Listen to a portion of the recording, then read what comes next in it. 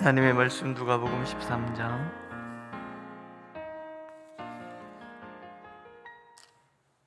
10절에서 21절까지 말씀입니다.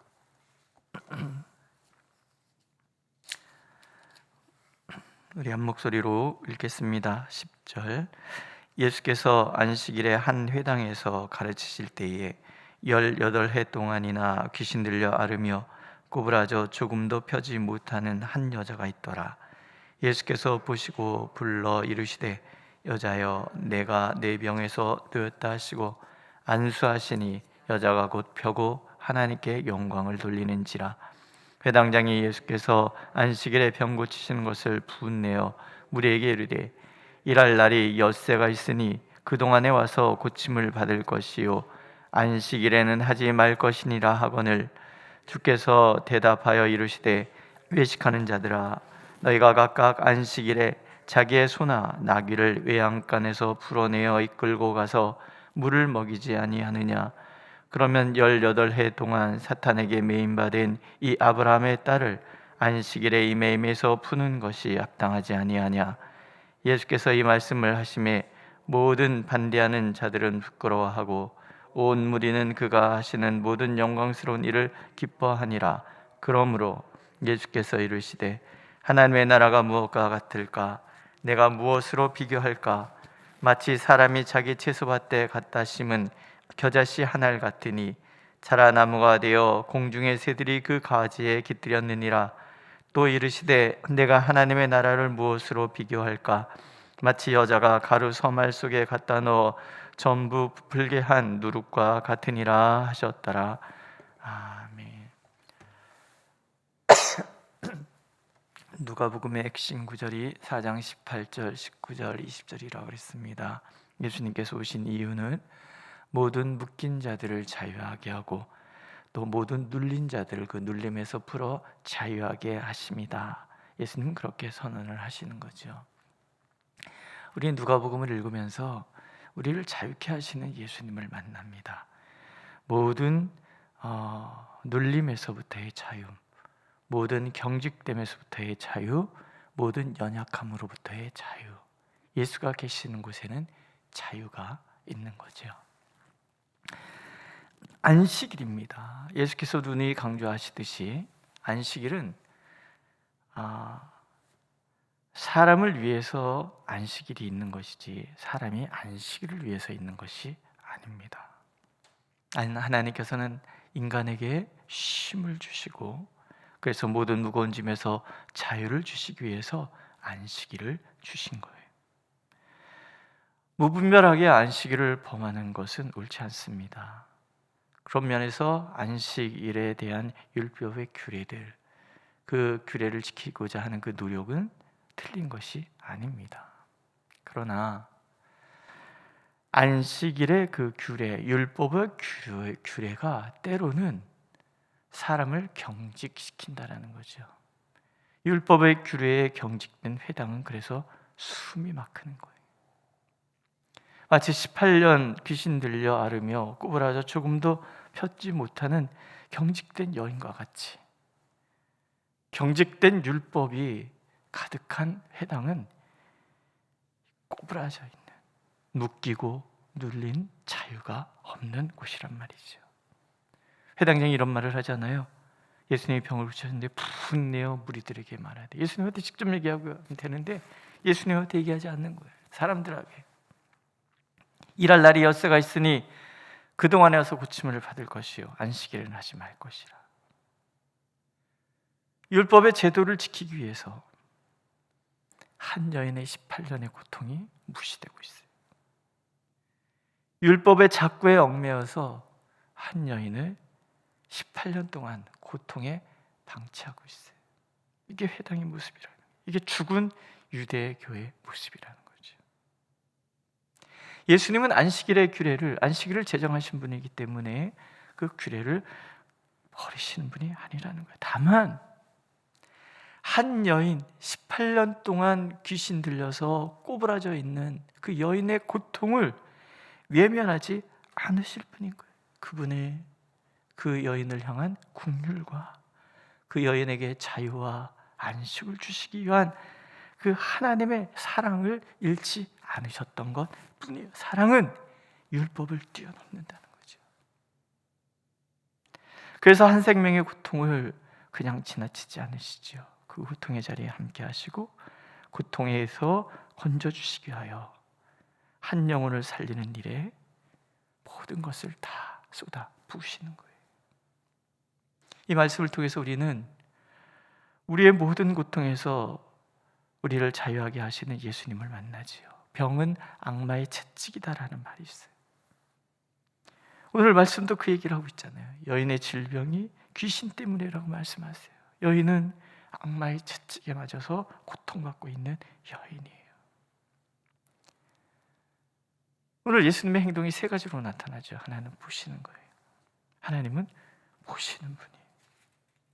우리의 모든 고통의 자리를 보고 계시는 분이에요. 외면하지 않으세요. 보시고 들으시고 내려오셔서 구원하시는 하나님이에요. 출애굽기에서도 그 얘기하시잖아요. 하나님은 인간의 고통을 그냥 넘어가시는 분이 아니에요. 보시는 분. 보시기 때문에 들으시는 것이고, 보시기 때문에 긍휼을 베푸시는 것이고, 보시기 때문에 내려오시고, 보시기 때문에 보셨기 때문에 구원하시는 거예요. 여인을 보세요. 18년 동안 병들어서 꼬부라져 있어요. 근데 지금 이 여인이 어디에 있어요? 회당에 있어요. 자신을 묶고 있는 이 질고에서 그거 핑계대고, 아니 거기에 눌려서 그저 그냥 자신의 자리에 머물러 있을 수도 있을 텐데, 여인은 아픈 몸을 이끌고 꼬부라져서 그렇게 예배의 자리, 말씀이 선포되는 자리에 18년이라는 긴 세월을 묻고 있는 그 고통을, 무거운 인생의 굴레를 끌어안고 하나님 앞에 나와 있는 거예요. 하나님이 보실 수 있는 자리, 하나님의 눈에 띄는 자리에 그렇게 앉아 있는 거죠. 하나님 대신 예수께서 보시는 거예요. 그 모든 인생의 굴레, 이 여인이 겪었을 그 많은 세월의 그 아픔을 하나님께서 보시는 거예요. 우리는 문제가 있을 때 자꾸 하나님의 자리에서 멀어지려 한단 말이에요. 그러나 하나님께서는요, 내 인생의 그 모든 굴레를 짊어지고 고통스럽지만 꼬부려졌지만 펴지도 못하지만 그 무거운 짐을 안고 하나님 앞에 나오기를 원하시는 거예요. 하나님이 보시는 자리. 하나님 우리를 외면하지 않으세요? 보고 계신단 말이죠. 두 번째 행동은 말씀하시는 거잖아요. 불러 이르시되 여자여 내 병에서 놓였다. 이게 하나님의 말씀의 권세인 거예요. 빛이 있으라 하면 빛이 있는 것이 하나님의 권세인 거예요. 우리는 앞에서 보잖아요. 백부장이 하인이 아파서 고통받고 있을 때 예수님에게 사람을 보내잖아요. 그 집을 향하여 발걸음 옮기시는 예수님 앞에 꿇어 엎드려서 주여 말씀만 하옵소서. 말씀만 하옵소서. 여러분 말씀을 믿으십니까? 오늘 우리가 말씀을 큰 소리를 읽을 때 이 말씀은 오늘 내게 들려주시는 하나님의 말씀이 되고, 오늘 내게 역사하시는 하나님의 말씀이 되고, 오늘도 살아계신 하나님의 창조의 능력을 드러내는 말씀이 되는 거예요. 예수님은 말씀을 주시는 거예요. 여호와의 말씀은 순결함이요 흑독 위에 7번 단련한 은 같도다. 하나님은 언제나 우리에게 말씀을 주시는 거예요. 우리의 형편에 적절한 그런 말씀을 하나님이 주시는 분이에요.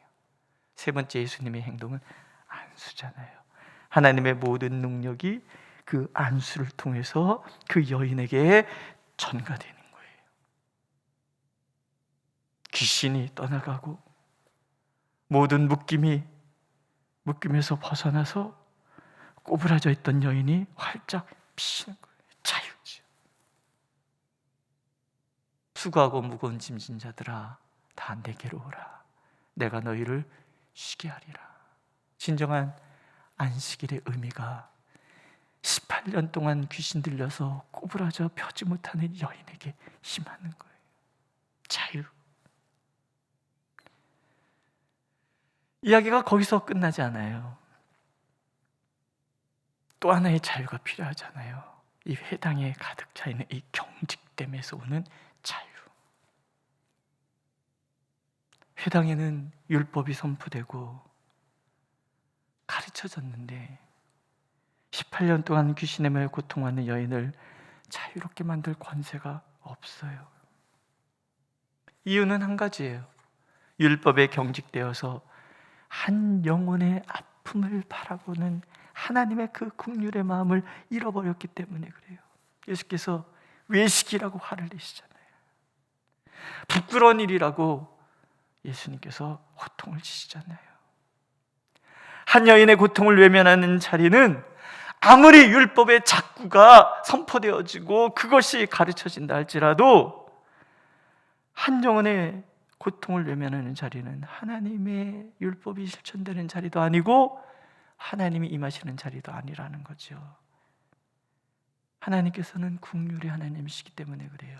시편 12장 5절에 보면 이런 말이 있습니다. 가련한 자들의 눌림과 궁핍한 자들의 탄식으로 말미암아 내가 이제 일어나 그가 원하는 안전한 지대에 두리라. 가련한 자들, 눌린 자들, 궁핍한 자들, 그래서 탄식할 수밖에 없는 그 사람들을 하나님은 외면하지 않으시는 거예요. 일어나시는 거예요. 그 자리에 찾아가셔서 안전지대, 자유, 평강을 선포하시는 분이 유리 하나님이신 거예요. 하나님의 그 놀라운 영광을 드러내시는 거예요. 보세요. 여인이 곧 펴고 하나님께 영광을 누리지요. 율법에 경직되어 긍휼을 잃었던 사람들은 부끄러워하지요. 예수님의 영광의 모습을 보면서 사람들은 하나님께 영광을 돌린단 말이죠. 자유예요, 자유. 한 생명을 소중히 여기는 그 자리에 임하는 하나님의 자유. 모든 육신의 묶임에서, 영혼의 묶임에서, 경직된 마음에서부터 자유해지는 그 자유가 선포되는 거예요. 사랑은 율법의 완성이라고 하시잖아요. 긍휼, 그것이 우리의 모든 경직에서, 우리의 모든 묶임에서 자유해야 하는 비결인 거예요. 하나님께서는 한 영혼을 귀히 여기시는 자리에 언제든지 임하셔서 긍휼을 베푸시고 원하신 하나님의 그 성품을 드러내신 영광이지요. 그것은 오늘 우리의 찬송이 되는 거예요. 모든 묶임에서 벗어나 자유에서 오는 찬송. 그러므로 18절은 그렇게 시작해요. 그러므로. 이 그러므로라는 이 접속사는 앞에 모든 말에 대한 통칭이잖아요. 앞에 무슨 얘기가 있습니까? 종말을 준비하며 자신의 맡은 바 책임을 다하는 종에 대한 이야기가 나와요. 거기에 자유가 있는 거예요. 회개하는 자들, 거기에 자유가 있는 거예요. 긍휼히 여기는 자들, 거기에 자유가 있는 거예요.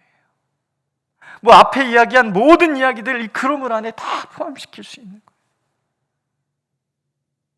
그 마음이 있는 곳이 하나님의 나라고, 그 하나님의 나라는 생명력이 있다는 거죠. 마치 작은 겨자씨 보셨죠? 작은 겨자씨가 나무가 되어서 새가 와서 깃들게 하는 그런 나무로 성장하는 것처럼, 가루 섬 아래 한 여인이 넣은 작은 누룩이 그 가루 전체를 부풀리게 하는 것처럼 한 영혼에 대한 작은 긍휼을 보잘것없다고 말해서는 안 된다는 거예요. 내가 하나님 앞에서 하는 그 회개를 보잘것없다고 말해서는 안 된다는 거예요. 누가 알아주거나 알아주지 않거나 내가 머문 자리에서 하나님 앞에 하나님께서 주신 그 사명을 기꺼이 감당하고자 하는 그 노력이 결코 작은 것이라고 말해서는 안 된다는 거예요. 내가 하나님 앞에 서는 그 자리가 하나님이 임하시는 자리고 하나님의 통치가 임하시는 자리고, 그곳에는 모든 어둠의 영들이 떠나가고 하나님의 놀라운 자유가 선포되고 우리의 모든 질고와 연약함에서 벗어나는 자유가 임하는 것이다. 나에게뿐만이 아니라는 거예요. 겨자씨게 자란 나무가 되어 새가 깃드는 것처럼, 가루, 작은 누룩이 온 가루를 부풀리게 하는 것처럼, 우리의 작은 긍휼, 우리의 작은 회개, 우리의 작은 헌신은 온 세상에 영향을 끼치고 온 세상을 하나님 나라게 되게 하는 강력한 힘이 있다라는 거죠. 오늘도 긍휼의 하나님 우리와 함께 하십니다. 우리의 슬픔의 자리에 함께 하십니다. 우리를 보고 계시는 거예요. 말씀하시기를 원하시고 안수하셔서 권능을 드러내기를 원하시는 거예요. 이 하루가 그렇게 하나님의 영광을 만남으로 하나님의 영광을 찬양하고 나의 이 작은 헌신이 얼마나 큰 일을 이루시는가를 기꺼이 찬양하는 하루가 되기를 오늘도 하나님은 간절히 원하고 계십니다. 기도하겠습니다. 찬송 받으시기에 합당하시는 하나님, 가련한 자들의 그 모든 눌림과 궁핍한 자들의 탄식을 외면치 않으시는 하나님, 기꺼이 우리를 안전지대에 두시기를 원하시는 하나님을 우리가 바라봅니다. 오늘도 우리를 보시옵소서. 우리를 불쌍히 여겨 주시옵소서. 우리에게 말씀하여 주시고 우리에게 안수하셔서 하나님의 영광을 드러내 주시옵소서. 우리의 경직된 마음을 풀어주시고 우리의 눌려있는 삶의 자리를 자유하게 하여 주옵소서. 주가 계신 곳에 자유함이 있는 줄로 믿사오니 주여, 오늘도 그런 하나님의 긍휼을 가슴에 품고 긍휼로 나아가는 우리가 되게 하시고, 우리가 머문 자리 그 자리가 하나님의 나라가 선포되고 그렇게 우리의 자리로부터 세상이 바뀌는 놀라운 은혜의 역사가 있도록 축복하여 주옵소서. 예수님의 이름으로 기도드렸습니다. 아멘. 하늘에 계신 우리 아버지, 아버지의 이름을 거룩하게 하시며 아버지의 나라가 오게 하시며 아버지의 뜻이 하늘에서와 같이 땅에서도 이루어지게 하소서. 오늘 우리에게 일용할 양식을 주시고 우리가 우리에게 잘못한 사람을 용서해 준 것 같이 우리의 죄를 용서하여 주시고 우리를 시험에 빠지지 않게 하시고 악에서 구하소서. 나라와 권능과 영광이 영원히 아버지의 것입니다. 아멘.